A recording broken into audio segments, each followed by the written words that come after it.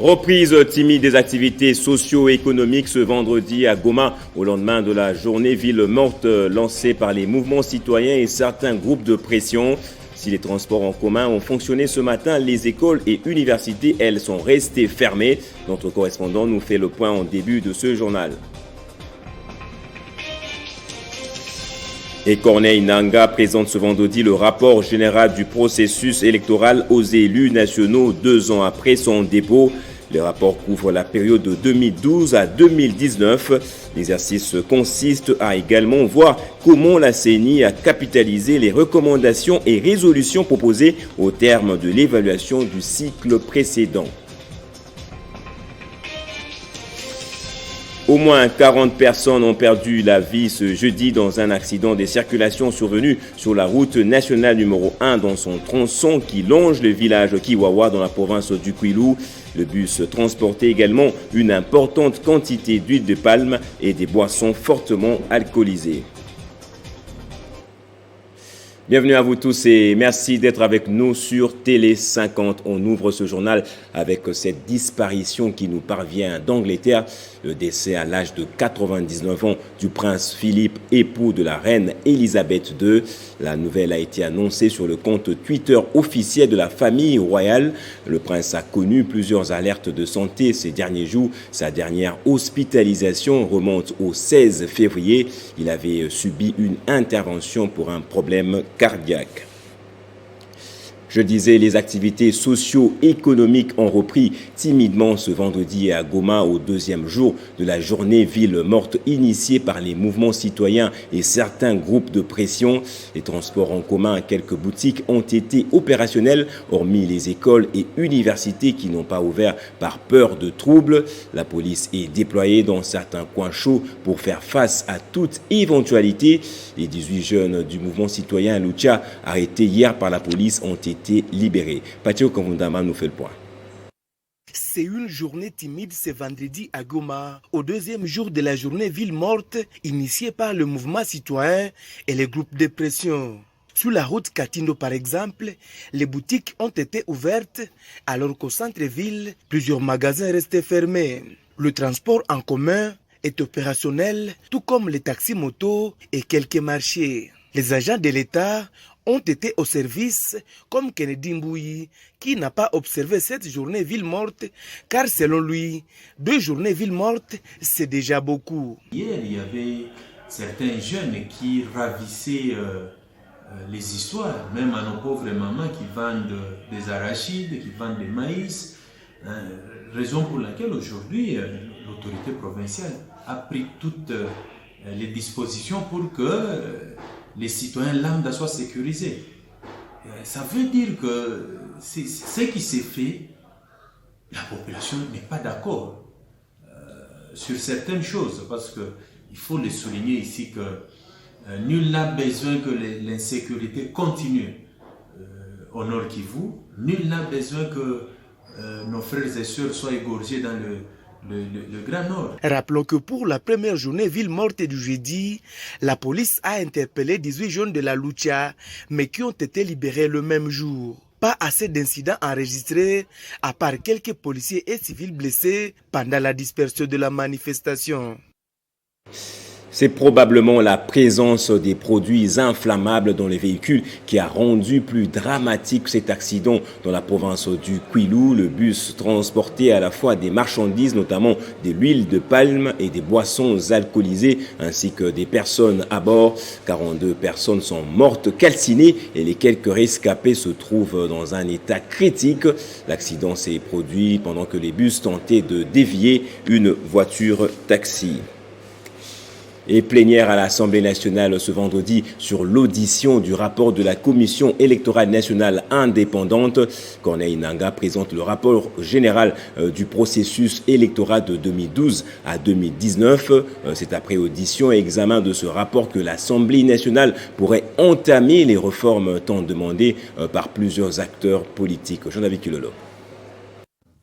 C'est un débat républicain qui s'ouvre à l'Assemblée nationale avant d'aborder la question sur des réformes.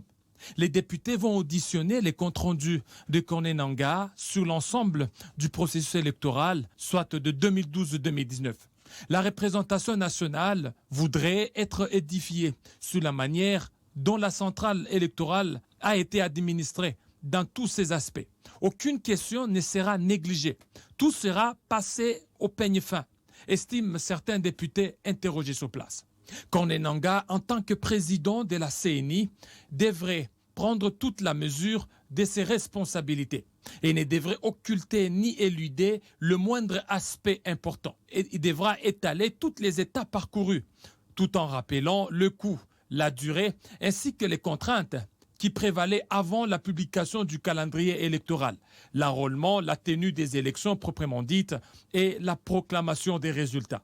Car le travail abattu, loin s'en faut, aura été d'un apport indéniable à l'avènement du président Félix-Antoine Tshisekedi Tshilombo à la tête de la RDC dans une atmosphère de paix et d'entente en janvier 2019. Au Sénat, par contre, la plénière de ce vendredi, présidée par Bahati Lukwebo, examine le rapport de la Commission économique et financière sur l'identification des projets et des provinces à financer dans le cadre du programme sino-congolais. Les élus des élus examinent également en seconde lecture la proposition de loi organique de l'Agence nationale de lutte contre la corruption. À quelques heures de la sortie du gouvernement Sama Lukonde, le président AI de l'Union pour la démocratie et le progrès social, Jean-Marc Kabound, a réuni les députés de l'Union sacrée pour les préparer moralement et prévenir ainsi toute frustration. Il a aussi abordé le point de l'effectif des membres du gouvernement qui est passé de 47 à 55 membres. Jean-David Kilolo.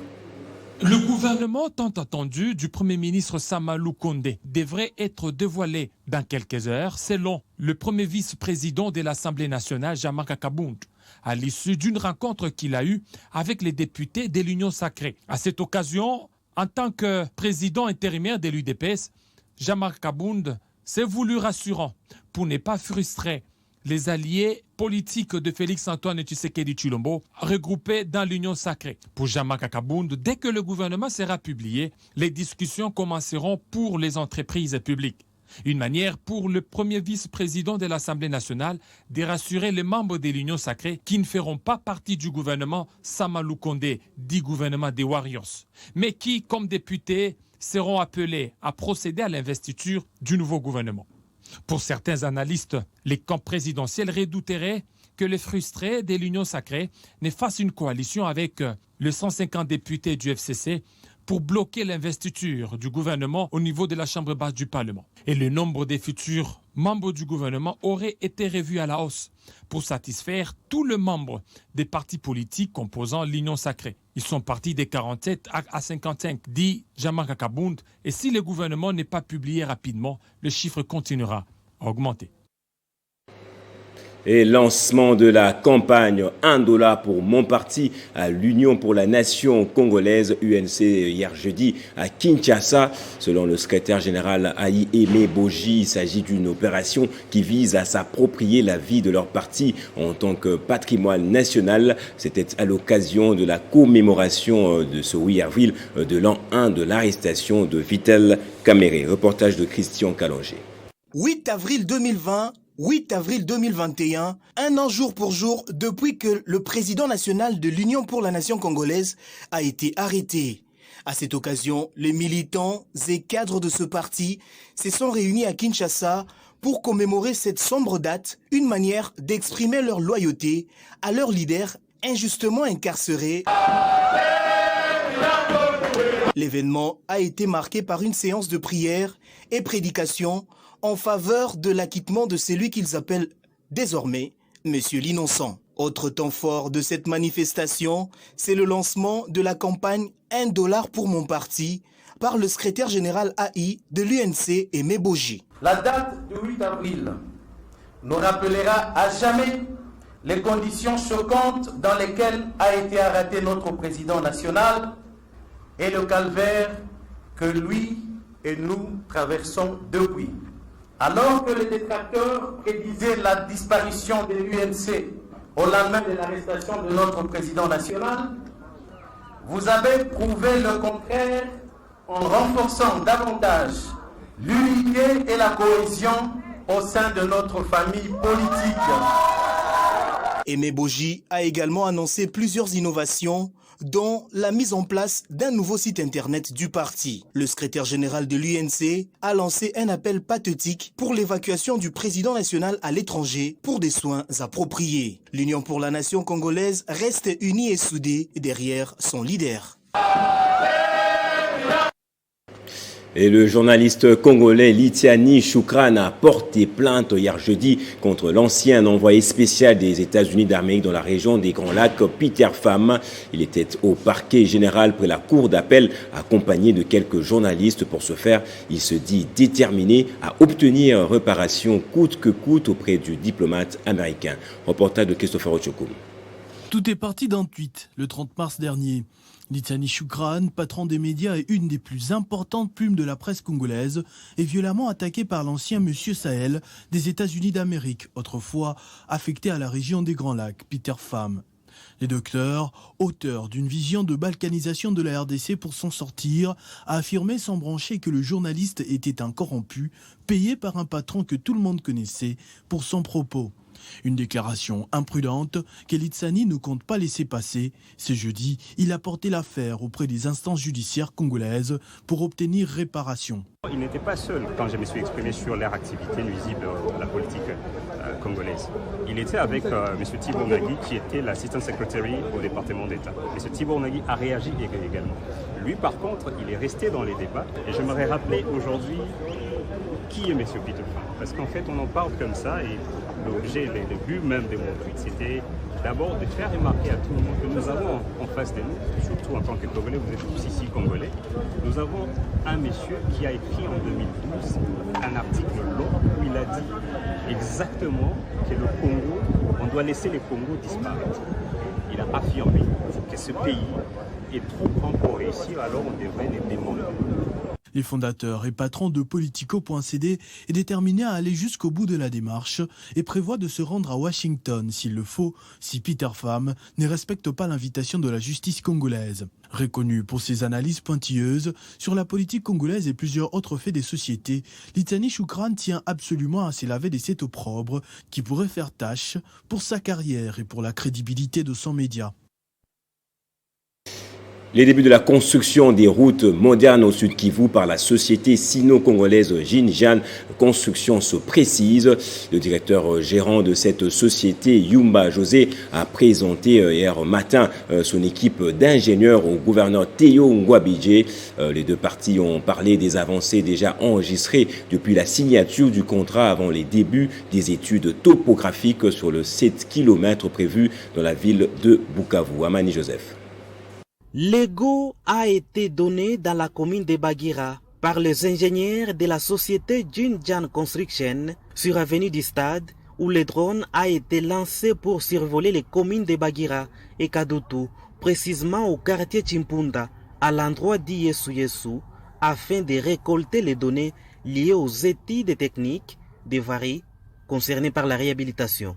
Les rapports sont positifs. C'est vrai qu'il y a beaucoup de travail ici, mais bon, avec notre domaine, nous on trouve ça normal. On va gagner le pari, c'est ça. Bon, après Bagira, nous avons 4 km et on doit aussi voir le ministre provincial aux infrastructures pour nous accompagner dans les 4 km restants. On doit d'abord aller à Saxe, Chabunda, parce que là, il y a beaucoup de pluie. Et après Chabunda, nous descendons vers Idju et quand on va rentrer, on fait le synthèse et puis on lance directement les travaux.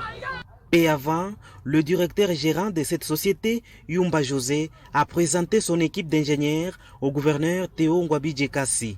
Il était question de passer en revue tout ce qui sera fait sur place et avec quel matériel. L'entreprise a présenté un drone connecté au réseau satellite et qui peut survoler le ciel jusqu'à 300 km pour faire des études topographiques. Le directeur gérant a rassuré que le défi sera relevé en connectant de nouveau la ville de Bukavu au territoire de Chabunda après le calvaire vécu durant 36 ans d'enclavement total.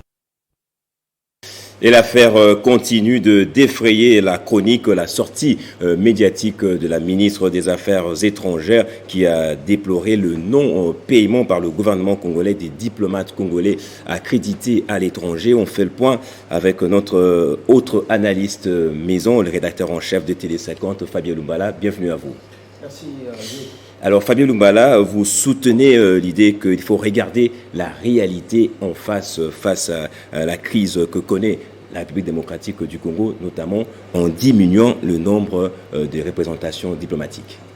Justement, cette situation ne date pas d'aujourd'hui. La sortie de Madame Toumba Zeza, c'est une sortie qui est intervenue après ici plusieurs magazines, plusieurs interventions à la télévision sur Télé 50 sur la situation difficile que traversent les ambassadeurs, autres diplomates congolais à l'étranger. Tenez, à Alger par exemple, notre ambassadrice a été tout simplement obligée de déguerpir ou d'enlever les effets de l'ambassade parce que on a été déguerpi. On n'envoyait pas l'argent. Pour un paiement. Ouais. Les ambassadeurs arrivent à Kinshasa, ils font les tours où ils sont au 7e et font autant de tours pour faire décanter la situation. Eh bien, la machine est toujours lourde. Ce n'est pas seulement à Alger. En Algérie, nous avons des missions diplomatiques importantes dans certains pays et ces missions sont obligées de tourner la cervelle pour justement honorer les engagements vis-à-vis justement des tiers si effectivement on est locataire parce qu'on n'est pas propriétaire dans plusieurs pays. Apparemment, Fabien Lumbala, si je peux vous relancer. L'impayement. Oui. L'impayement. Vous savez que un diplomate ailleurs, il représente, c'est l'image de ce pays-là. Mais lorsque il est condamné à la débrouillardise, il ne parvient pas à faire face aux engagements pris. Ça n'honore pas pour l'image du pays. D'où il faut conclure que la diplomatie n'est pas une affaire des pauvres. La diplomatie, c'est une noblesse. Vous ne pouvez pas condamner ou mettre le diplomate dans les conditions de précarité. Ce n'est pas bon pour l'image de son propre pays. La diplomatie, c'est une affaire des sous. C'est l'affaire des prestiges. Alors, face à toutes ces réalités, Covid, manque d'argent ou moins de moyens, il faut regarder la réalité en face. C'est-à-dire diminuer le nombre des missions diplomatiques dans le monde. Celles qui ne sont pas fructueuses, les supprimer tout simplement. Faire comme Israël est en train de faire. Excusez-moi Fabien Lumbala, en termes de chiffres, on a à peu près combien de représentations, de missions diplomatiques dans le monde? Alors, c'est une question à laquelle je ne saurais pas répondre présentement. Ouais. On a bien des statistiques. Nous aurons le directeur qui a en charge les services généraux des affaires étrangères qui vous viendrait ici pour faire le point avec nous dans les cadres des formats plus élaborés.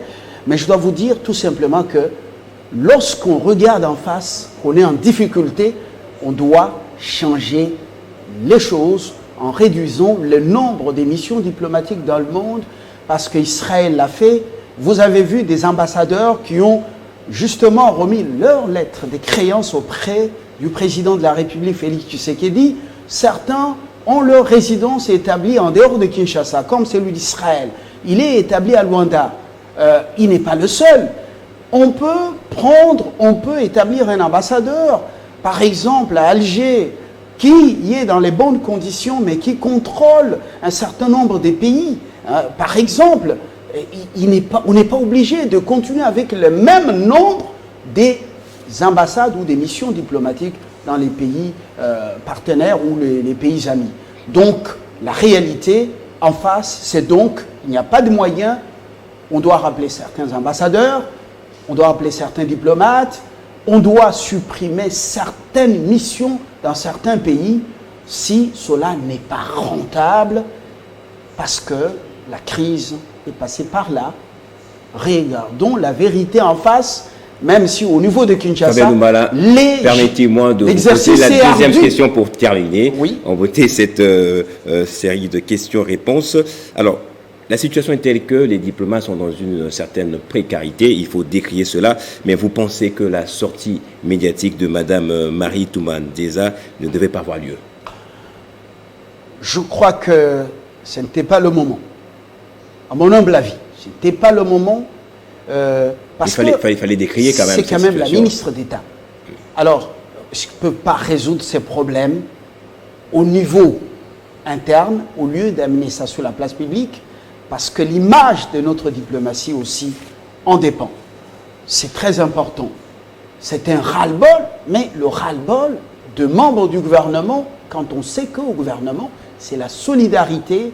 Et pourquoi ils ne peuvent pas régler ça à l'interne et venir sur la place publique? Parce qu'à ce niveau déjà, c'est déjà un coût administré à l'image de notre pays, à notre diplomatie, et c'est très important. Ceux qui bloquent ou qui rendent la machine lourde, pourquoi le font-ils? Parce que ces gens, ils ne peuvent pas serrer la ceinture, on ne peut pas leur demander, comme on demande au peuple, de serrer la ceinture dans les pays auprès desquels ils sont accrédités. Il faut leur donner des moyens, il faut qu'on nous respecte. Nous sommes un grand pays. Merci Fabien Lumbala, il faut qu'on nous respecte, nous sommes un grand pays. Je rappelle, vous êtes analyste, politique, journaliste, rédacteur en chef à Télé 50. Merci Gaël. On passe en sport. Les clubs congolais engagés en Ligue des champions de la CAF vont clôturer leur campagne ce vendredi après une saison entachée de couacs au niveau continental. Déjà éliminé, l'association sportive V-Club et le tout-puissant Mazembe vont jouer pour l'honneur. Ils affronteront respectivement El Merir et Al Hilal du Soudan. Christian Bokaya. Après 5 matchs sans victoire cette saison en Ligue des Champions, le Corbeau de Lubumbashi va gagner Al Hilal cet après-midi pour finir 3e du groupe B et atterrir en douceur. En conférence de presse d'avant-match, Pamphile Mihayo et Gondry Soudi ont exprimé leur regret de disputer ce match sans le moindre espoir de se qualifier. Al Hilal, le club soudanais par contre, joue cette rencontre à fond pour essayer d'arracher son billet qualificatif à Kamalondo après avoir imposé un nul vierge au Corbeau lors de la 2e journée. Dans un match aussi sans impact dans le groupe A, les Moscovites veulent rester compétiteurs face à El Merir du Soudan qu'ils ont étrié lors de la 2e journée sur le score de 4-1. Il faut qu'on se respecte et qu'on respecte le football tout simplement. Donc on va rentrer sur le terrain avec la ferme intention de l'emporter. Donc ne vous inquiétez pas de ce côté-là, ça va. On va rentrer de... Si on rate, on rate, mais la volonté de gagner doit y être. Ensuite, c'est vrai, on a montré 2 visages dans cette compétition. Je l'avais dit, et je répète encore, il fallait qu'on rentre dans la phase de poule. Et après, une fois qu'on y est, on essayait d'en sortir. On a flanché ici à domicile. Le premier match, on n'a pas été bon et j'étais pas content. Parce qu'il y avait moyen de faire autre chose que ça contre Simba. Et puis, contre Al-Ali, on a été submergé. On a été submergé par plus fort que nous, il faut l'avouer. Il est grand temps pour le club congolais de pouvoir se préparer pour représenter valablement le pays la saison prochaine aux interclubs de la CAF. Place au rappel des titres à présent. Reprise timide des activités socio-économiques ce vendredi à Goma au lendemain de la journée ville morte lancée par les mouvements citoyens et certains groupes de pression. Si les transports en commun ont fonctionné ce matin, les écoles et universités, elles, sont restées fermées. Corneille Nangaa présente ce vendredi le rapport du général du processus électoral aux élus nationaux 2 ans après son dépôt. Le rapport couvre la période de 2012 à 2019. L'exercice consiste également à voir comment la CENI a capitalisé les recommandations et résolutions proposées au terme de l'évaluation du cycle précédent. Au moins 40 personnes ont perdu la vie ce jeudi dans un accident de circulation survenu sur la route nationale numéro 1 dans son tronçon qui longe les villages Kiwawa dans la province du Kwilu. Le bus transportait également une importante quantité d'huile et des boissons fortement alcoolisées. La suite de l'actualité, c'est dans la revue de presse. Restez avec nous.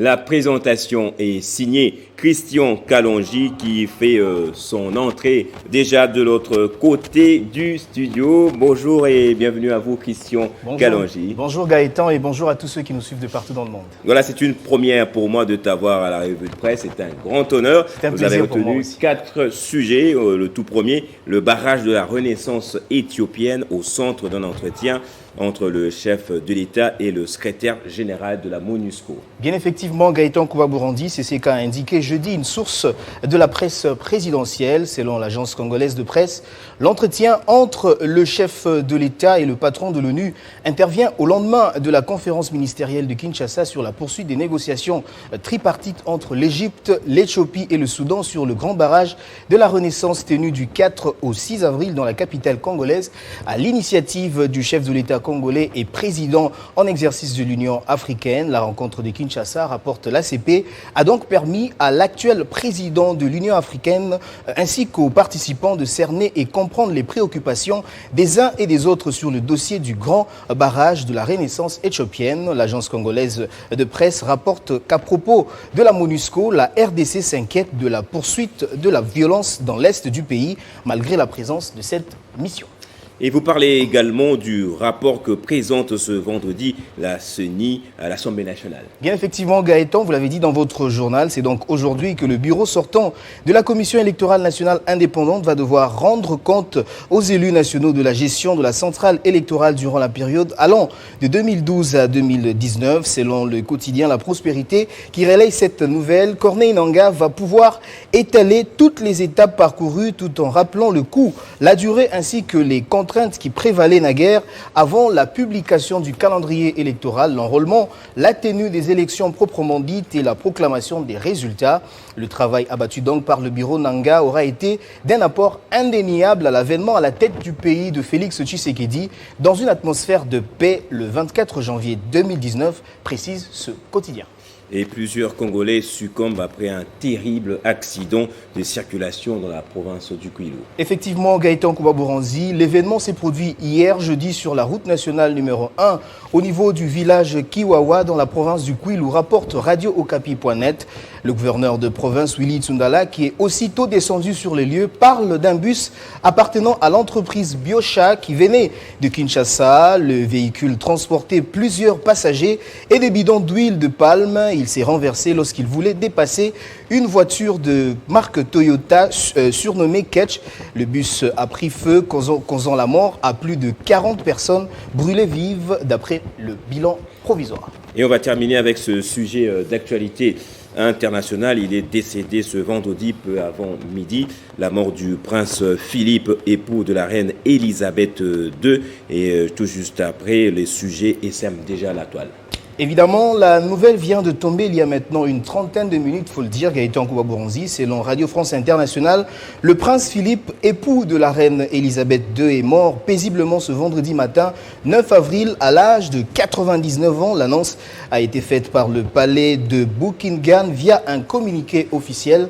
Relayant la même information, France 24 rapporte pour sa part que le prince Philippe détenait le record de longévité en tant qu'époux auprès d'un monarque britannique, prince consort du Royaume-Uni. Depuis le 6 février 1952, Philippe avait épousé la prince Elisabeth 5 ans avant l'accession au trône de Sa Majesté. Charismatique, réputé pour son sens profond de l'intérêt général, son humour, mais aussi ses gaffes, les princes Philippe étaient souvent perçus à l'étranger comme une incarnation de la culture britannique. C'est par ici que prend fin votre revue de presse. Merci Christian Kalonji et je vous souhaite un bon début de week-end. Merci à vous autant Gaëtan Kouba-Bourandi. Bon début de week-end chez vous également, madame, messieurs. Portez-vous bien et restez fidèles à votre programme.